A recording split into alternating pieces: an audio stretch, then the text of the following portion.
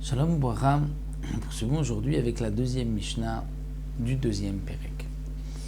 Nous avons une grande machloket qui, en vérité, a été la première des machlokot dans le Ham Israël et qui a continué pendant des générations et des générations concernant la smicha, c'est-à-dire lorsqu'on apporte un korban, on doit généralement poser ses deux mains sur le korban, s'appuyer sur le korban.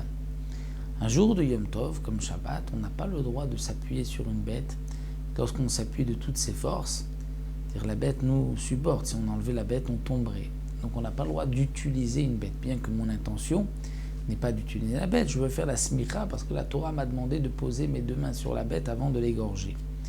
Est-ce que l'on pourra faire cette smicha qui est au Beth Amikdash pour un korban le jour de Yom Tov?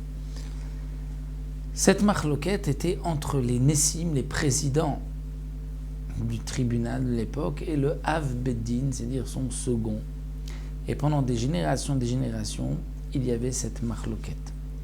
Yosef ben Yoézer lui disait Shelo lismor, on ne peut pas le jour de Yom Tov faire la smicha. Yosef ben Yochanan disait oui, lismor, on peut faire la smicha.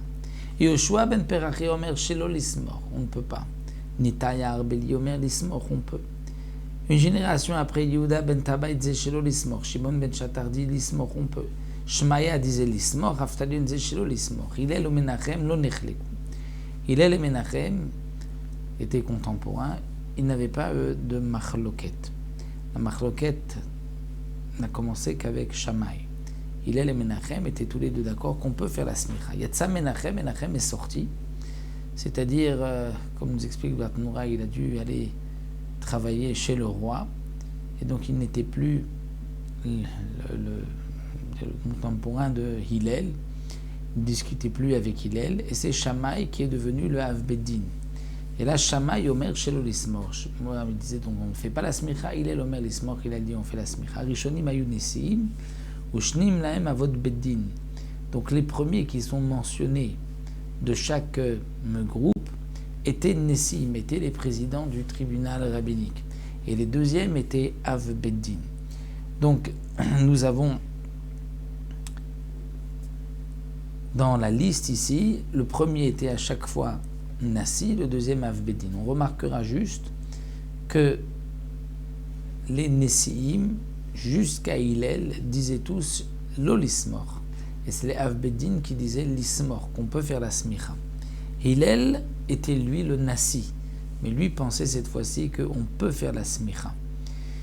Et donc c'est pour cela, nous expliquent les Mefarshim, que bien qu'on a dit les premiers étaient Nessim et les deuxièmes Avot Beddin, et là on voit que Shammai est mentionné avant Hillel, et pourtant c'était Hillel le Nassi, cet ordre a été inversé juste pour Shammai et Hillel, étant donné que dans la Mishnah, à chaque fois le Nassi dit l'olismor, et le Av Beddin disait l'ismor.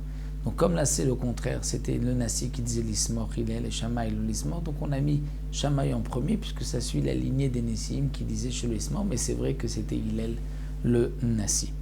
Donc ça c'était la première machloket du Ham Israël, et on se retrouvera toujours aussi sur la smicha, mais dans une autre Mishnah concernant les korbanot, donc shlamim et ola du jour de Yom Tov.